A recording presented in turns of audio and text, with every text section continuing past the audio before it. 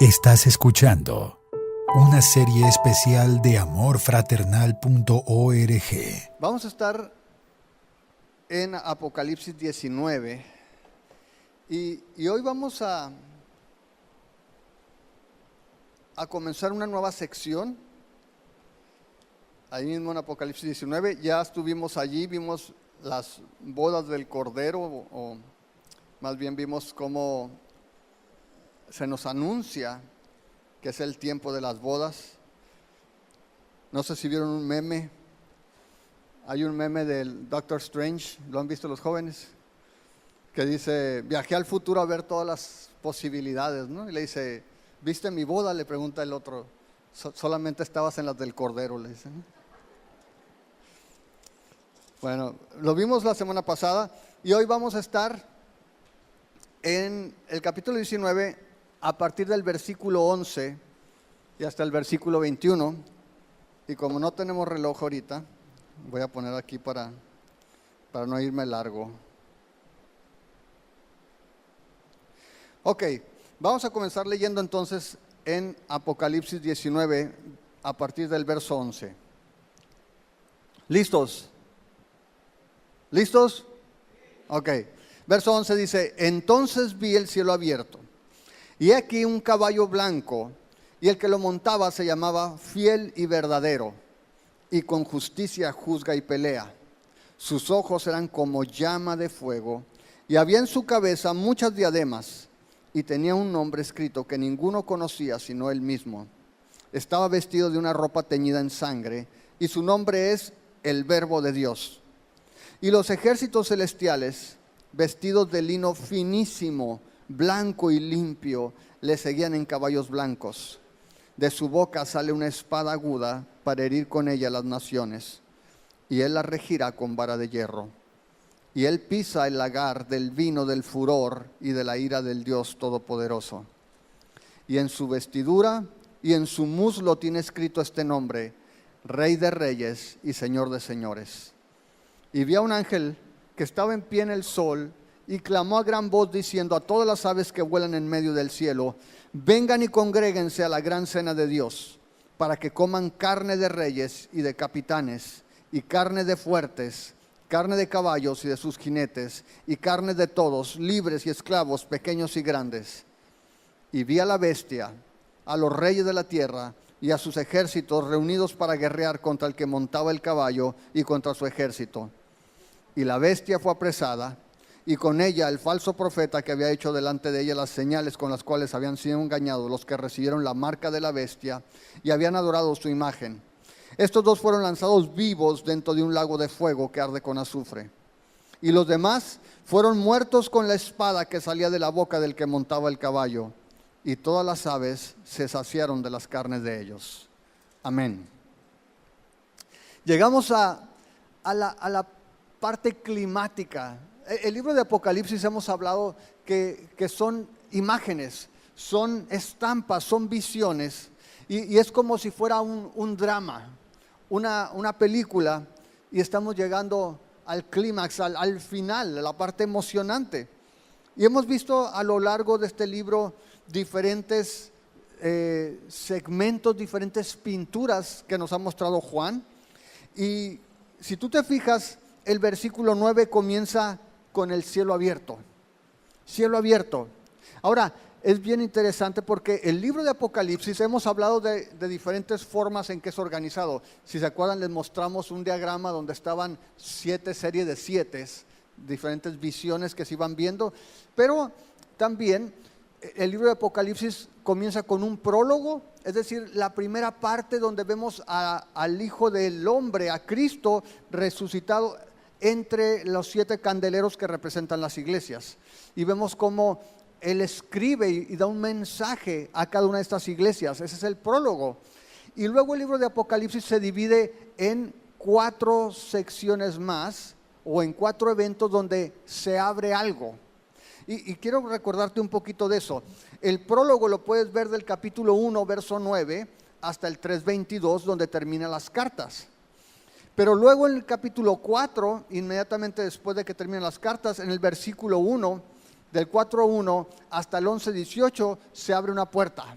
Y dice en Apocalipsis 4:1, después de esto miré y aquí una puerta abierta en el cielo. ¿Se acuerdan? Se abrió esa puerta en el cielo. Juan escucha una voz que le dice, sube acá. Y dice que llega, y ¿qué es lo que descubre? Dios en su trono. Dios está sentado en el cuarto de control del universo.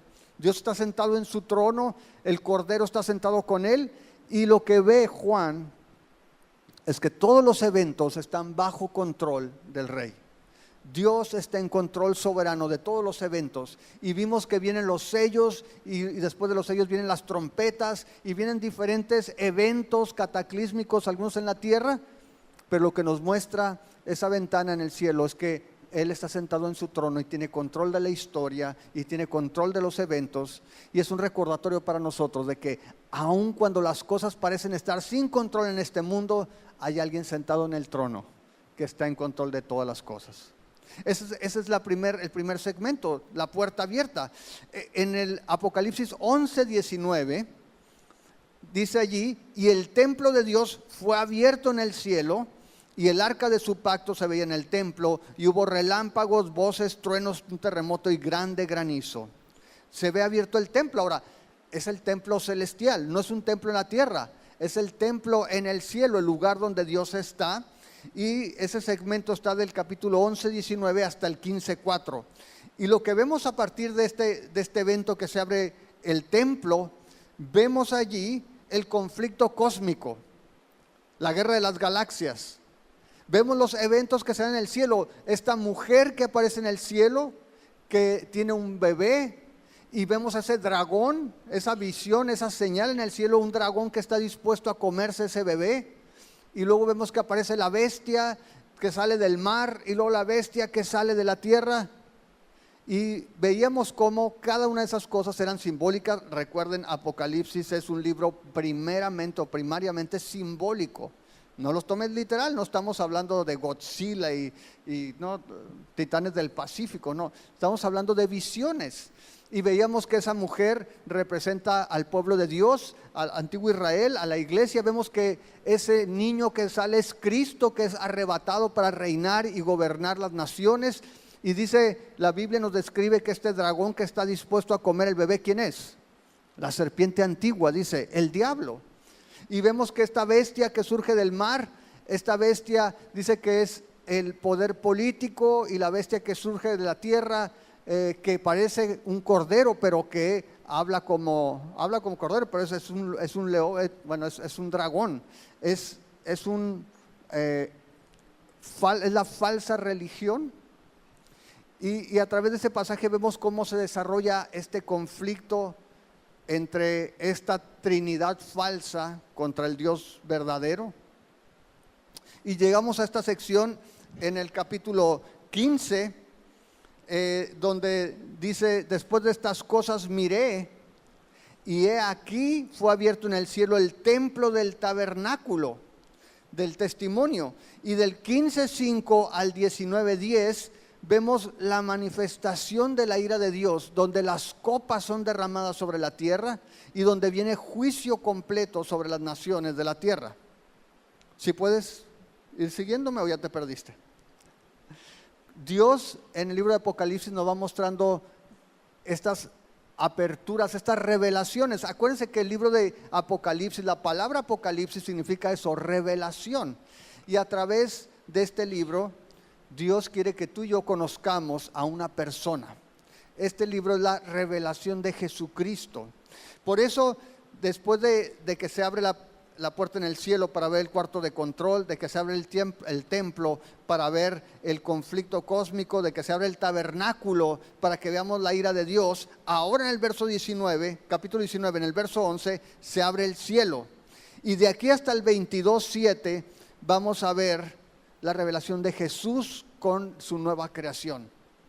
Ahora, es bien interesante porque hemos visto antes que Juan utiliza una forma muy peculiar de hablar cada vez que tiene una revelación. En el versículo 11 dice, entonces vi. Juan continuamente nos dice, y vi, y oí, y nos muestra lo que ve en visión, lo que escucha, pero luego usualmente nos invita a que hagamos lo mismo, a que pongamos atención. Dice el verso 11, entonces vi el cielo abierto y he aquí un caballo blanco. Y hemos visto que esta frase, he aquí, es un imperativo. El imperativo es, mira, mira. Y Juan dice, el cielo está abierto, mira un caballo blanco, mira. Y lo que nos muestra ahí es que el cielo se abre y no nos muestra un espectáculo, un prodigio, nos muestra una persona. El cielo se abre a partir del versículo 11 para que podamos ver a una persona. Viene un jinete, dice allí que este viene montando un caballo blanco y el que lo monta se llama fiel y verdadero y con justicia juzga y pelea. Eso es lo que nos dice el primer pasaje. Y lo que vamos a ver, como decíamos ahorita, es que como todo Apocalipsis, Dios está revelando a una persona. Dios tiene interés en que mantengamos el propósito en mente de Apocalipsis, es la revelación de Jesucristo. Ahora, en esta sección no vamos a encontrar muchos términos nuevos, no vamos a encontrar tantas alusiones al Antiguo Testamento, la mayoría de ellas ya las vimos, pero vamos a encontrar la repetición de muchos conceptos o nombres que Juan ya nos ha dado a lo largo del libro de Apocalipsis. Y de hecho comienza con esta descripción de este caballo blanco. Si tú te acuerdas, en el capítulo 6, el primer jinete que sale al abrir el sello es un jinete en un caballo blanco. En aquel entonces hablábamos de la conquista, de la guerra. Sin embargo, aquí se identifica a ese jinete. En el versículo 11 dice que tiene un nombre que es fiel y verdadero. Y nos va a mostrar a Jesucristo. Jesucristo ahora regresa o se muestra cabalgando sobre un caballo blanco. Ahora, si tú te acuerdas, decíamos que los colores de los caballos tenían un significado particular. Cuando se habla del caballo blanco se habla de victoria, se habla de conquista. Y de hecho, en la cultura judía particularmente, pero de muchos pueblos en el oriente, en la antigüedad, el hecho de que el rey llegara en un caballo básicamente te daba el tono de la visita. Un rey que iba en paz montaba un burrito o una mula. Un rey que iba para la guerra montaba un caballo. De hecho, si tú te recuerdas, cuando Jesús es recibido en la entrada triunfal en Jerusalén, se hace alusión a una escritura que está en el libro de Zacarías, Zacarías 9:9. Dice, alégrate mucho, hija de Sión, da voces de júbilo, hija de Jerusalén, he aquí tu rey vendrá a ti, justo y salvador, humilde y cabalgando sobre un asno, sobre un pollino, hijo de asna. Esa era una señal. Cuando Jesús fue recibido, mucha gente volteó y vio la profecía y dicen, este es el rey prometido. Y Jesús entró a la ciudad de Jerusalén en paz. Él no iba a condenarla, no iba a juzgarla, de hecho iba para morir, para entregar su vida por toda la ciudad, por todos los hombres. Pero ahora regresa Jesús y no regresa en un burrito. Ahora, para empezar sería raro, ¿no? Que se abriera el cielo y Jesús saliera en un burrito. No, sale en un caballo blanco. Viene ya no como el rey de paz solamente, sino ahora viene como el vencedor. Viene como el conquistador. Y dice que entonces se abre y Jesús se muestra como guerrero. Ahora, quizá para muchos de nosotros pueda ser un poco chocante esta idea de ver un Jesús como guerrero. Porque las figuras que tenemos, a veces los artistas no ayudan mucho, ¿no? Son de ese Jesús así con una mirada lánguida, ¿no? Si dices afeminado, dicen algunos, ¿qué Jesús, qué va a hacer este Jesús, ¿no? Porque muchas veces tenemos esa impresión. Ahora, hay extremos. Déjame decirte que en algunas culturas, por ejemplo Estados Unidos, la idea de este Jesús guerrero es muy popular. De hecho, muchos hasta lo ven, es como un Rambo celestial, ¿no? Jesús, hay grupos alrededor de Estados Unidos, grupos de cristianos que están preparándose militarmente porque ellos dicen, cuando Cristo venga vamos a darle crank, no, a todos los enemigos de Jesús. Entonces lo toman literal. Ahora, nosotros sabemos que Apocalipsis, como vimos, la literatura apocalíptica no es literal. Nos habla en imágenes, nos habla en símbolos. No es que Jesús va a llegar en un tanque bajando del cielo para echar cañonazos. Nos habla de la conquista. Jesús viene para pelear la última batalla, y lo pongo entre comillas, porque la última batalla Jesús ya la ganó. Jesús regresa y se muestra victorioso, pero Jesús ya ganó. De tal manera que vemos entonces esta imagen de Jesús como guerrero, que en el Nuevo Testamento, por ejemplo, segunda de Tesalonicenses, Pablo hace referencia a esta característica de Jesús. Y dice en el capítulo 1, verso 7, y a ustedes que son atribulados, darle reposo con nosotros, cuando se manifieste el Señor Jesús desde el cielo con los ángeles de su poder, en llama de fuego, para dar retribución a los que no conocieron a Dios, ni obedecen el evangelio de nuestro Señor Jesucristo, los cuales sufrirán pena de eterna perdición, excluidos de la presencia del Señor y de la gloria de su poder, cuando venga en aquel día para ser glorificado en sus santos y ser admirado en todos los que creyeron, por cuanto nuestro testimonio ha sido creído entre ustedes. O sea, el Señor Jesús regresa, y regresa para dar retribución. Él viene a dar el pago a todos aquellos que, como dice aquí, han rechazado su gracia. Ahora, quizá otra vez algunas personas dicen, no puede ser, Dios no es así. Claro que es así. Y quizá para ti, para mí, la cuestión de la justicia nos pueda parecer lejana, porque no hemos vivido la injusticia en carne propia en grado extremo. ¿A qué me refiero? Yo leía, por ejemplo, testimonio de cristianos en países en guerra, cristianos donde, por ejemplo, en Serbia, en Bosnia o en África, donde algunas veces por cuestiones étnicas, porque eres de otro barrio, ¿no? Eres de otra raza, eres de otro pueblo, se exterminan, y donde dice, imagínate familias cristianas que padecen no solamente el asesinato de los hombres, sino la violación de las hijas, de las mujeres. ¿Qué expectativa tendría una iglesia, o la iglesia en un lugar como ese, donde la maldad se manifiesta en grado extremo, donde matan, no importa si son niños, no importa si son mujeres, solamente por cuestiones de raza? Dice, si la iglesia no tuviera esta confianza en la justicia de Dios, la iglesia buscaría venganza, los hombres buscaríamos venganza. En el capítulo 12 de Romanos, Pablo dice, hermanos, no se vengan ustedes mismos, dejen lugar a la ira de Dios, porque el Señor dice, mía es la venganza, yo pagaré. Tú y yo podemos tener tranquilidad, tú y yo podemos tener confianza de que la injusticia en este mundo no va a quedar impune. Y a veces muchas personas cuestionan el hecho de que haya maldad en el mundo y dicen, Dios no existe porque hay muchas cosas malas que suceden.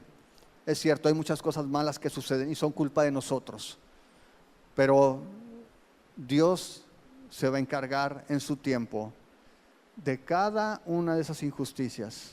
Esa es la certeza que tenemos, porque el Señor lo ha dicho, y Él viene para hacer una guerra que es justa. En el mundo tú vas a encontrar muchas guerras, y esas guerras normalmente son justificadas por los países. Es que lo hacemos para cuidar los intereses de tal país, es que el régimen ese es totalitarista o es un dictador, entonces hay que traer democracia. Pero ninguna de esas es justa, ninguna guerra en este mundo es justa.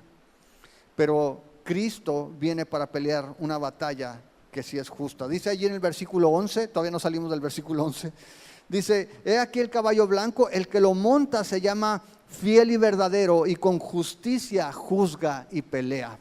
Dios es el único que puede juzgar justamente, porque a Dios no se le escapa nada, porque Dios conoce los detalles más íntimos de tu corazón y del mío, porque Él sabe exactamente no solamente los actos que cometemos, sino la motivación detrás de cada acto. Tú y yo somos culpables aún de las cosas buenas. Muchas veces tú y yo podemos hacer cosas buenas con motivos equivocados. Muchas veces tú y yo podemos aparentar cosas, pero en nuestro corazón sabemos cuál es el verdadero interés. Dios conoce todo. Él es el único que puede juzgar y pagar con justicia. Por eso dice allí que su nombre, y fíjate cuántas veces habla acerca del nombre, porque dice allí que su nombre el versículo 11, dice, se llama fiel y verdadero. Y es interesante porque está repitiendo algo que dijo en Apocalipsis 1:5. En Apocalipsis 1:5 dice que Jesucristo es el testigo fiel. Jesús fue fiel, Jesús es fiel. Fue fiel en su obediencia al Padre. Jesús dice que fue obediente hasta la muerte, y la peor muerte, la muerte de cruz. Jesús es fiel, es alguien digno de confianza. Pero no solamente dice que es fiel, dice que también es verdadero. Y con eso lo que está diciendo es que es confiable, que es genuino, que no es pirata. Jesús no es pirata, Él es verdadero. Tiene el sello de autenticidad en su vida, en su testimonio, en el hecho de que es el único hombre que ha muerto y que ha regresado de los muertos. Tiene su certificado de autenticidad. Tú puedes encontrar muchos piratas. Mucha gente incluso hoy en nuestros días se autoproclaman salvadores del mundo, pero solamente Jesús tiene el sello, tiene el distintivo de autoridad. Él es fiel y Él es verdadero. Ese es el versículo 11. De hecho, por eso decimos que Él puede juzgar con un juicio justo. Salmo 96, verso 13 dice, delante de Jehová que vino, porque vino a juzgar la tierra, juzgará al mundo con justicia y a los pueblos con su verdad. Jesús juzga justamente. Ok, ahora, si seguimos al versículo 12, nos sigue describiendo la apariencia de este jinete. Dice, sus ojos eran como llama de fuego, y había en su cabeza muchas diademas, y tenía un nombre escrito que ninguno conocía sino él mismo. Y esto es bien interesante porque los ojos como llama de fuego, ya hemos hablado que nos habla de que nada escapa a la mirada de Jesús. Él conoce todas las cosas. Tiene más de 20/20 de visión. O sea, no hay nada que se oculte, y de hecho así se describe a Jesús también al principio del libro. Dice que sus ojos también son como llamas de fuego. Cuando aparece a Juan en el capítulo 1, en el verso 14 nos dice, sus ojos son como llamas de fuego.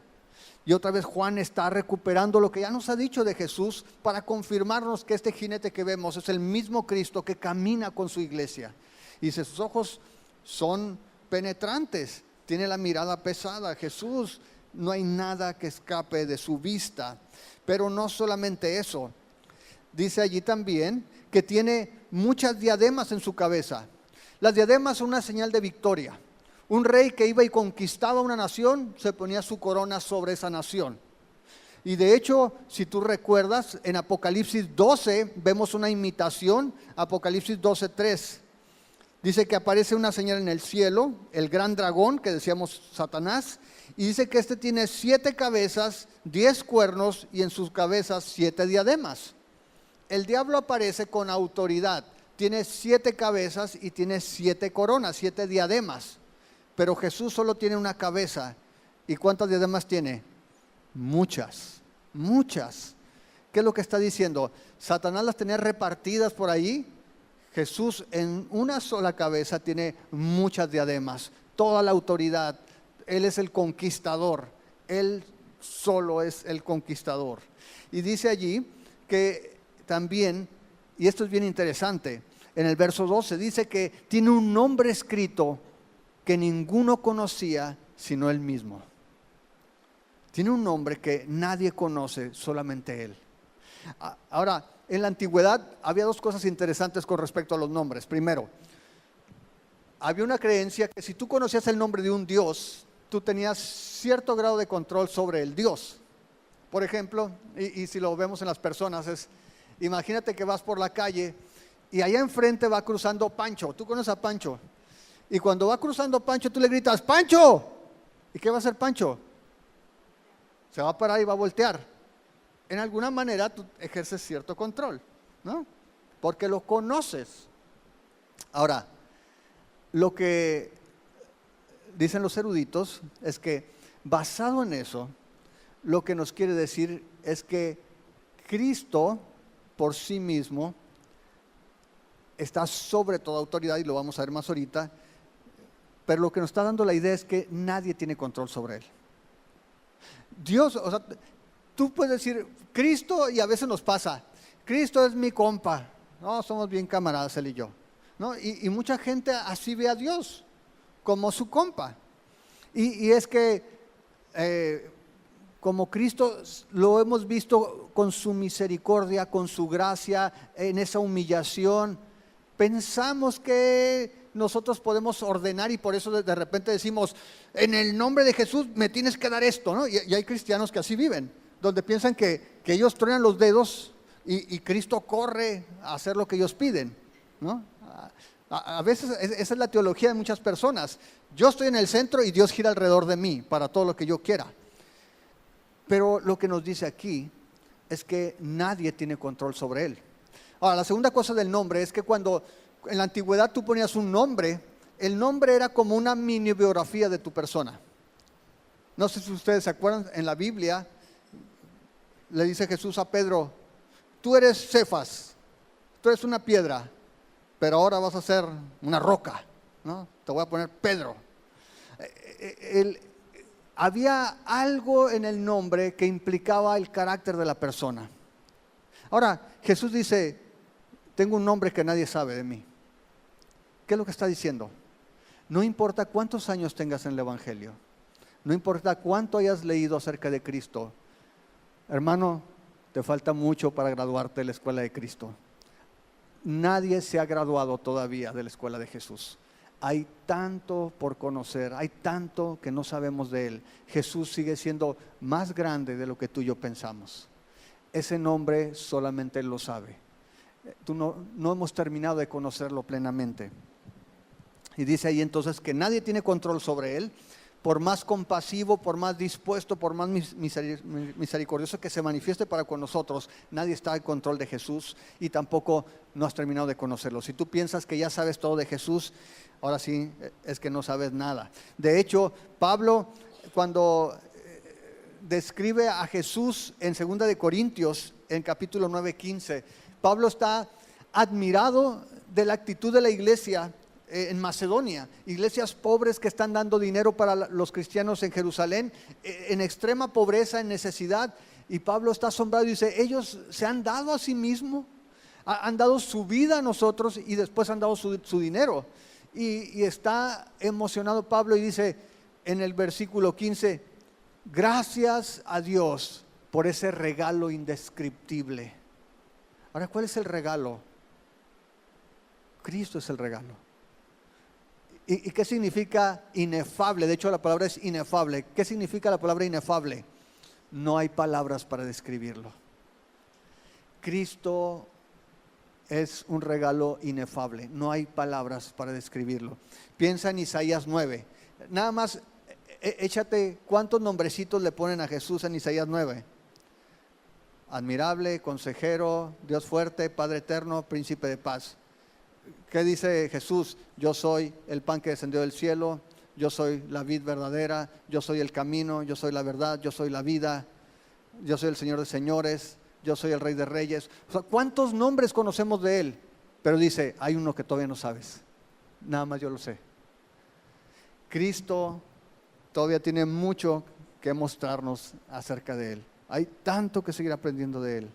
Pero dice el versículo 13, que estaba vestido de una ropa teñida en sangre y su nombre, fíjate, ya nos había dicho arriba que su nombre es fiel y verdadero, así se llama, fiel y verdadero, pero aquí nos da otro nombre, nos dice en el versículo 13 que su nombre es el Verbo de Dios. Ahora, ¿quién escribió Apocalipsis? Juan. ¿Quién escribió el Evangelio de Juan? El mismo Juan. Y Juan ahora toma un nombre con el que él empieza su evangelio. En el prólogo, capítulo 1, del 1 al 18, Juan comienza diciendo, en el principio era el verbo. Y ahora dice, hey, este que viene aquí en el caballo blanco, él es el verbo de Dios. Ahora, si tú no has leído, no has estudiado el capítulo 1 de Juan, está en internet, ahí en la página de Amor Fraternal, pero el verbo era una idea griega. El logos era una idea griega, era el ideal de la mente, del conocimiento, el ideal de las cosas que se reflejaban en el mundo material. Pero Juan toma una idea que era común entre los griegos y le da una aplicación distinta y dice, el verbo es Cristo. Cristo es aquel que es la última palabra de parte de Dios para los hombres. Y lo que vemos aquí es que este jinete que viene en este caballo blanco es en realidad el Verbo de Dios.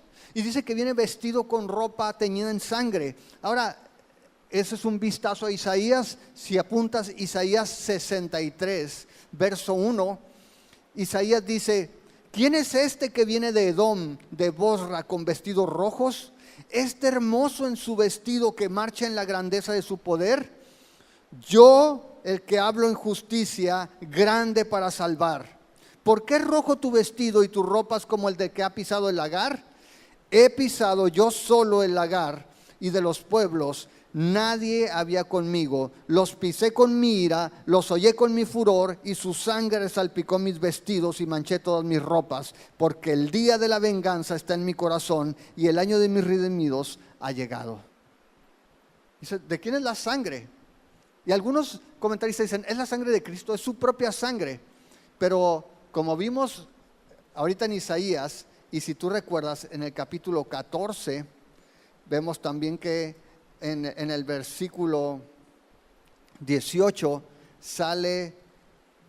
nos habla la vendimia, y dice que son llevados a un lagar y es pisada, y dice que la sangre inunda la ciudad. Lo que muestra eso es la inminente victoria de Cristo. Él viene con su ropa llena de sangre, y acuérdate, no es literal, es una figura, es un símbolo, es una imagen, pero lo que está manifestando es que Cristo ha vencido. Él viene en victoria.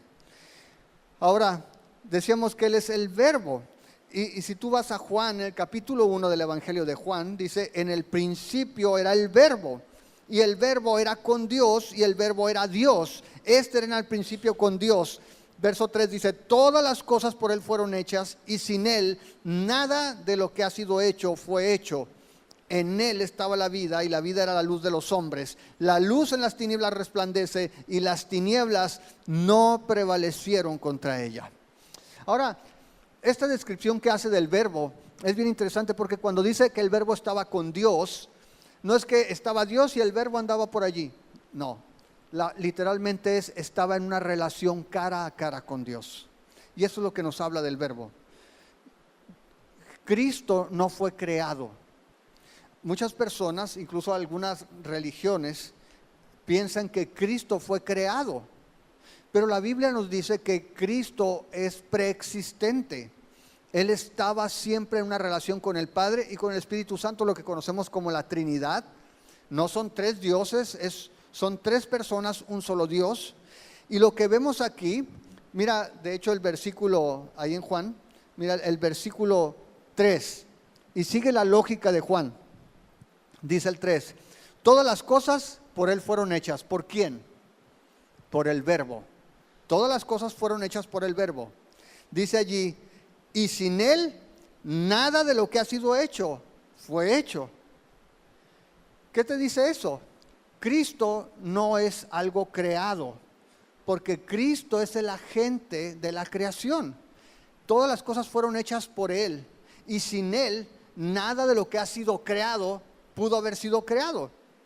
Es decir, Cristo nunca fue creado. Lo que está haciendo Juan es poner lo preexistente y la creación por separado. Y dice, de este lado están todas las cosas creadas. Todas estas cosas creadas existen solamente por el Verbo, por el que ya estaba con Dios. Ahora, yo te pregunto, si tú ves así a Jesús como el Verbo de Dios, como dice el autor de Hebreos, que Dios habló de muchas maneras en otro tiempo a los padres, habló por los profetas, habló por diferentes personas. Dice, pero en los últimos tiempos ha hablado por el Hijo. La última palabra de Dios es Cristo, es el Verbo. Ahora, si Él creó todas las cosas, yo te pregunto, ¿quién puede vencerlo?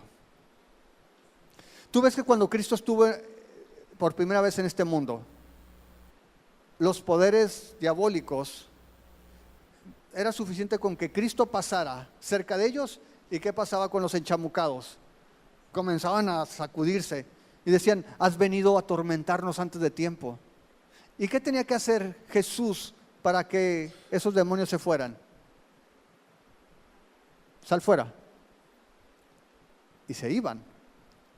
La creación, cuando los discípulos iban con él en la barca, Jesús echándose un coyotito en la barca, las olas, el viento soplando, los discípulos gritando, lo despiertan. ¿Y qué hace Jesús? Calla, enmudece. ¿Y qué pasa? El viento, las olas se calman. Las enfermedades, Jesús las sanaba. La muerte, Jesús levantaba a la gente de entre los muertos. Cristo mismo se levantó de entre los muertos. La pregunta es, ¿quién puede hacerle frente? Él es el Verbo. Y Jesús viene, y decíamos ahorita, no viene a pelear porque Él ya ganó la batalla. Es una forma de decir que Cristo viene a conquistar, a mostrar que Él ha vencido. Pero la batalla Él la ganó en la cruz. Cristo vence por ser quien es. Él es el Verbo. Así de que no hay forma de que alguien se oponga a su conquista. ¿Quién podrá vencer al Creador del universo? ¿Qué poder político podrá vencerlo? ¿Qué poder económico podrá detenerlo? ¿Qué poder militar? ¿Qué poder espiritual? ¿El dragón? ¿La bestia? ¿La bestia que salió del mar o la de la tierra? ¿Quién podrá detener a aquel que creó todas las cosas?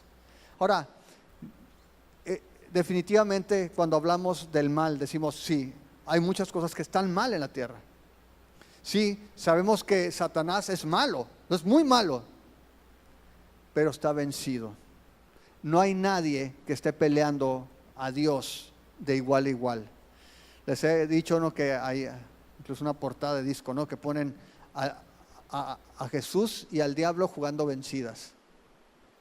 No es cierto. Satanás es parte de la creación. Dios está sobre todo y Cristo es el Verbo, aquel que creó todas las cosas. Por eso, como el Señor que es, dice allí el versículo siguiente, 14, y los ejércitos celestiales vestidos de lino finísimo, blanco y limpio, dice, le seguían en caballos blancos. Es decir, en la visión Juan no ve solamente a Jesús, ve un ejército, todos en caballo blanco, y algunos piensan que serían ángeles, pero siguiendo la descripción que teníamos en el capítulo anterior, más bien en el segmento anterior, ¿se acuerdan? Que dice que su esposo se ha preparado y se le ha concedido que se vista de lino fino, limpio y resplandeciente. Entonces asumimos que hace referencia a su pueblo, a todos aquellos que hemos creído en Jesús, a todos aquellos que somos parte de su iglesia. Entonces se ve a este victorioso seguido con su ejército. Y otra vez insisto, si te gustan los balazos, no es literal, no vamos a ir a echar balazos, es una imagen, estamos acompañando al vencedor, y es una imagen que de hecho Pablo usa también, si tú recuerdas en Colosenses capítulo 2, Colosenses 2 verso 14, cuando habla de la victoria de Cristo, dice que en la cruz Él anuló la deuda que teníamos nosotros como seres humanos con Dios, con la ley. Dice, anuló esa deuda que nos era adversa clavándola en la cruz, desarmó a los poderes y a las potestades y por medio de Cristo los humilló en público al exhibirlos en su desfile triunfal. Cuando un rey conquistaba una nación, entraban a su ciudad, hacían el desfile y entraban en su caballo blanco con todo su ejército y toda la raza aventaba confeti y todo el rollo, ¿no? Era la entrada triunfal y al final venían los prisioneros. Y dice, Jesús hizo eso en la cruz, exhibió a todas las potestades en un desfile triunfal. Cristo ya mostró que Él es el que ganó y ya humilló a las fuerzas del mal, a Satanás. Así de que Él es el vencedor. Y dice ahí que viene con su ejército, le sigue en caballo blanco. Y dice el verso 15, de su boca sale una espada aguda para herir con ella las naciones, y Él la regirá con vara de hierro, y Él pisa el lagar del vino del furor y de la ira del Dios Todopoderoso. Ahora, no solamente nos da la descripción de cómo es este jinete, nos dice su actividad, y dice allí en el versículo 15, ahí está su arma. ¿Cuál es el arma? una espada aguda, dice que sale de su boca. Y no es la única ocasión, de hecho hemos visto en diferentes escrituras que se manifiesta a Cristo con una espada en la boca. Ahora, otra vez, no es literal, está hablando simplemente del poder que tiene la palabra del Señor. No sé cuántos de ustedes hayan visto la película de Infinity Wars, de los Avengers, los Vengadores, pero el personaje, el supervillano ahí es Thanos, y él tiene un dispositivo, un guante con las gemas del infinito ahí, y tiene el poder de destruir una gran cantidad de habitantes del universo con solo tronar los dedos. Cristo no necesita el guante ni las joyas del infinito. Él con solo decir las cosas suceden. Por eso el arma de Cristo está en su boca. Dice que es esa espada aguda. De hecho, así se describe en la Biblia la palabra de Dios. En Hebreos se nos dice que la palabra de Dios es una espada de 2 filos que penetra, dice que parte el alma, que discierne los pensamientos, las intenciones, y dice que a través de la palabra de Dios todas las cosas están desnudas y abiertas ante Él. Él examina nuestro corazón con su palabra. Así de que dice que este jinete tiene esa espada en su boca. Pero nos dice también allí que en el versículo 15 que va a regir con vara de hierro a las naciones, va a herir las naciones y las va a regir con vara de hierro. En el Salmo 2 nos habla de este regidor, de este rey. Dice el versículo 8, pídeme y te daré por herencia las naciones y como posesión tuya los confines de la tierra. Los quebrantarás con vara de hierro, como vasija de alfarero los desmenuzarás. Y de hecho en Apocalipsis 12, verso 5, cuando nace ese niño, esa señal que se ve en el cielo de la mujer, que nace el niño que quiere devorar el dragón, dice el versículo 5 que nace este niño que va a regir con vara de hierro a todas las naciones. Dice que este niño fue arrebatado para Dios y para su trono. ¿Qué quiere decir esto? Eso, literal. A veces en lugar de regir ponen pastorear. Y básicamente lo que está diciendo es que Cristo va a guiar a las naciones. Él es el pastor y tiene esta vara de hierro, no es de maderita, no se rompe, es firme y tiene el poder para no solamente guiar, sino para corregir, para destruir también. Él es el Señor, Él es el soberano sobre todas las cosas. Y dice el verso 15 que también es Él el que pisa el lagar del vino del furor de la ira del Dios Todopoderoso. Como vimos, Cristo en su primer venida vino como Salvador. El Señor regresa como juez. Él va a traer juicio, Él va a juzgar, Él va a hacer justicia. Esa justicia que está pendiente a lo largo de la historia, Él la va a ejecutar. Ahora, esta parte de que pisa en el lagar, decíamos que viene también en el capítulo 14, ya lo mencionábamos ahorita. Él es el que trae el juicio sobre las naciones. Y dice también en el versículo 16, dice, y en su vestidura y en su muslo tiene escrito este nombre, Rey de Reyes y Señor de Señores. Es el tercer nombre. Primero es el fiel, en el primer versículo, en el versículo 11, dice fiel y verdadero. En el versículo 13, Él es el verbo de Dios. Y ahora en el versículo 16, es el Rey de Reyes y Señor de Señores. Ahora, por si no sabías esto, en la época, este era el título de César. César era el Rey de Reyes. Y Juan lo que dice es, lo siento César, pero el Rey de Reyes es Jesús. Es este que viene cabalgando en su caballo blanco. Él es el verdadero Rey de Reyes. De hecho, en el capítulo 17 de Apocalipsis, verso 14, dice, pelearán contra el Cordero y el Cordero los vencerá porque Él es Señor de señores y Rey de reyes, y los que están con Él son llamados elegidos y fieles. En primera de Timoteo, capítulo 6, verso 15, Pablo, escribiéndole a Timoteo, le dice, la cual a su tiempo mostrará el bienaventurado y solo soberano, Rey de reyes y Señor de señores. Él es el Rey de reyes y Él es el Señor de señores. Ahora, lo que está diciendo Juan básicamente es esto: cada rey tiene su rey. Jesús es el rey por encima de todos los reyes. Es el gobernador por encima de todos los gobernadores. Cada señor tiene un señor. El Señor Jesús es el que está por encima de todos los señores. Reyes, reinas, señores, damas, presidentes, primeros ministros, gobernadores, alcaldes, sean conscientes o no, pero esta es la realidad. Solamente hay un Rey de reyes y un Señor de señores, y está por encima de todos los demás. Verso 17, mira lo que sucede. Tú recuerdas que en la semana pasada vimos que hay una invitación para los banquetes, para la cena de las bodas del Cordero. Aquí hay otra invitación. En el verso 17 dice: vi a un ángel que estaba en pie en el sol y clamó a gran voz diciendo a todas las aves que vuelan en medio de los cielos, vengan y congréguense. ¿A dónde? ¿A las bodas del Cordero? No, a la gran cena de Dios. Vengan a la gran cena de Dios. No son las bodas del Cordero, no te vayas a equivocar de cena, porque en las bodas del Cordero vamos a gozarnos, vamos a celebrar con el Cordero. Pero aquí, mira lo que dice, verso 18, le está diciendo a las aves de rapiña para que coman carne de reyes, de capitanes, carne de fuertes, carne de caballos, de sus jinetes, carne de todos, libres y esclavos, pequeños y grandes. Es decir, aquí no hay discriminación. Vas a comer de todos, dice.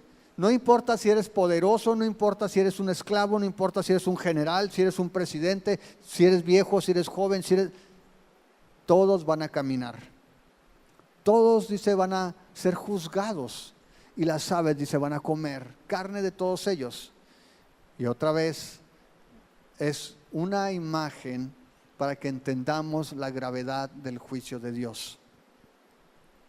De hecho, dice allí en el versículo 19: y vi a la bestia, a los reyes de la tierra y a sus ejércitos reunidos para guerrear contra el que montaba el caballo y contra su ejército. Y la bestia fue apresada, y con ella el falso profeta que había hecho delante de ella las señales con las cuales había engañado a los que recibieron la marca de la bestia y habían adorado su imagen. Estos dos fueron lanzados vivos dentro de un lago de fuego que arde con azufre. Están inaugurando el infierno. Los primeros moradores, los primeros inquilinos son ellos. Dice que son tomados y fueron lanzados al lago de fuego. Ahora, si tú recuerdas, hemos hablado de esta batalla a lo largo del libro de Apocalipsis. Y hemos dicho que hay un recurso que se llama recapitulación, donde se toma un evento y se enfatiza haciendo referencia a él varias veces. Lo que llama la atención de esta gran batalla, la última batalla, lo digo entre comillas, la última batalla, si ustedes se fijan, es que dice el versículo 21, y los demás, toda la chiruza, ¿no? Dice, todos los demás fueron muertos con la espada que salía de la boca del que montaba el caballo, y todas las aves se saciaron de las carnes de ellos. Es decir, no hay descripción de la batalla. ¿Te fijas? Todos están preparados para la batalla. Dice que llega, agarra al falso profeta, agarra a la bestia, los echa allí, y dice que con su boca acaba con todos, y se acabó. Ni un disparo. Otra vez. Y a veces estamos tan entrados en este asunto de las guerras que estamos pensando que va a haber cañonazos. No. Él es el verbo. Él necesita solamente hablar. Él derrota a sus enemigos simplemente diciendo las cosas. Esta escena, de esta gran cena de Dios, tiene su origen en Ezequiel.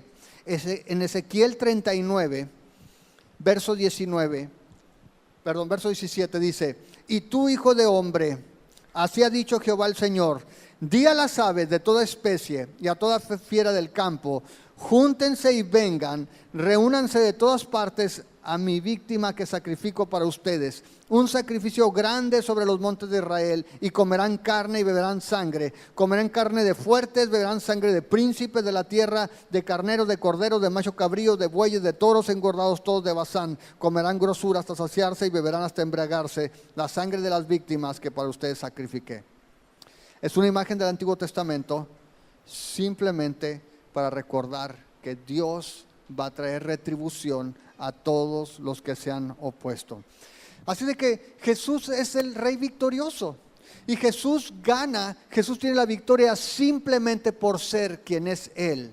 Por ser el fiel y verdadero, por ser aquel que tiene los ojos como llama de fuego, aquel que tiene las diademas en su única cabeza, porque tiene ese nombre que nadie más conoce sino Él, porque está vestido con esta túnica manchada en sangre, porque Él es el Verbo, la palabra de Dios, porque es el Rey de Reyes, el Señor de Señores, y porque no hay nadie que pueda resistirle o vencerle. Ese es nuestro Dios. Y eso es lo que Jesús ha mostrado cuando estuvo en la tierra. Es lo que decíamos ahorita, cuando Él estuvo aquí, con solo hablar, con solo decir la palabra, Él hizo libre a las personas. Y a través de esto, Juan nos invita para que veamos en el cielo. Mira, el cielo está abierto. Mira, un jinete es una persona, es un guerrero que viene en su caballo, un guerrero que va a la batalla, pero es un guerrero como ningún otro.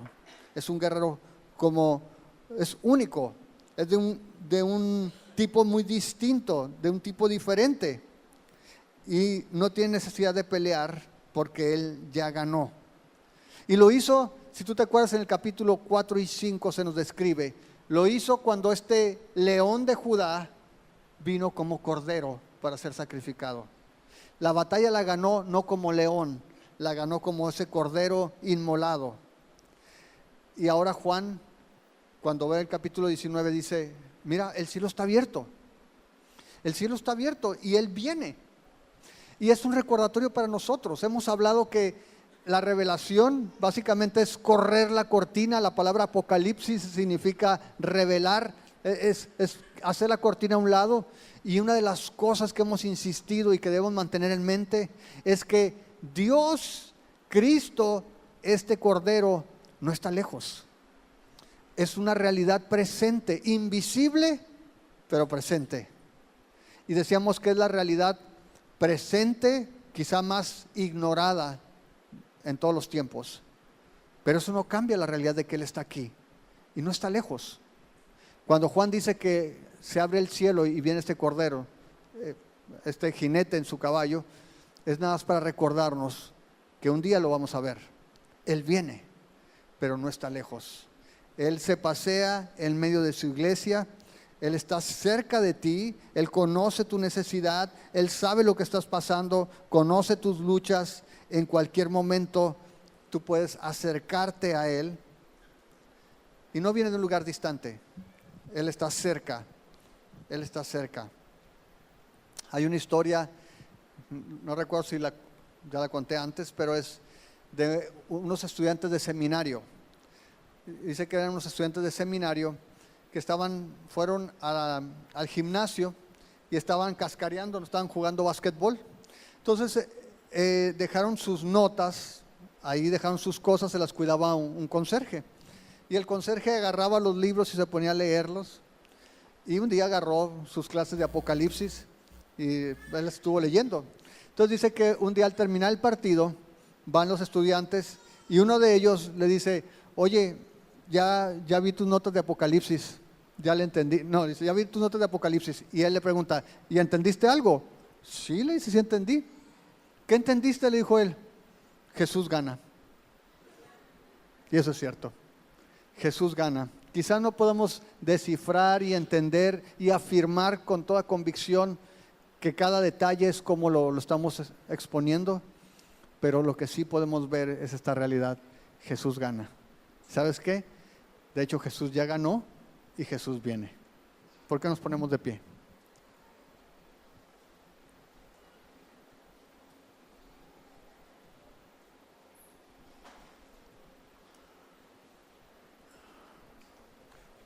Y ahí en tu lugar, te voy a invitar para que cierres tus ojos y puedas meditar un momento en esto. Decíamos que esta imagen del cielo abierto, con este jinete cabalgando en su caballo blanco en victoria, solamente es un recordatorio Jesús no tiene que venir a pelear, porque Él ya ganó. Jesús en la cruz, con su propia sangre, entregando su vida, es que Él conquistó la victoria. Es en la cruz donde Él pagó el precio de mis pecados y de los tuyos. Es en la cruz donde Él pagó la deuda que tú y yo teníamos para con Dios. Es en la cruz que fuimos reconciliados con Dios. Y Jesús mostró sus credenciales cuando se levantó de entre los muertos al tercer día. Este es el Verbo. Él es el agente de la creación. Es aquel por medio del cual todas las cosas que han sido creadas existen. Y sin Él nada de lo que ha sido creado pudo haber sido creado. No tiene que pelear con su espada, no tiene que usar armas, porque con solo hablar las cosas suceden. Y este mismo Jesús es el que la Biblia nos enseña que está en ti y en mí. Aquel que cuando tú y yo depositamos nuestra confianza en Él, viene a morar con nosotros por medio de su Espíritu Santo. Y es al que tú y yo tenemos acceso. Dice la Biblia que podemos, por medio de este camino que Jesús abrió en su carne, entrar confiadamente hasta el trono de gracia. Y allí podemos encontrar ayuda y el socorro oportuno. No importa cuál sea tu necesidad, no importa cuál sea el problema que estés enfrentando, tienes de tu lado al Rey de Reyes y al Señor de Señores, al que es fiel y verdadero, que es confiable, aquel que no va a decepcionarnos, no va a desilusionarnos, es el que va a cumplir con todo lo que ha prometido. Así de que ¿por qué no tomamos un momento para acercarnos a Él? Si tú tienes alguna necesidad, acércate a Él y pon esa necesidad delante de Él. Él escucha, Él sabe tu lucha, y si tú te acercas con confianza, Él está siempre dispuesto. Dice en los evangelios que Él no echa fuera a ninguno que se acerca a Él. Escuchaste una serie especial de amorfraternal.org. Encuentra más estudios bíblicos en amorfraternal.org. Síguenos en redes sociales, Instagram, YouTube y Facebook.com/amorfraternal.org.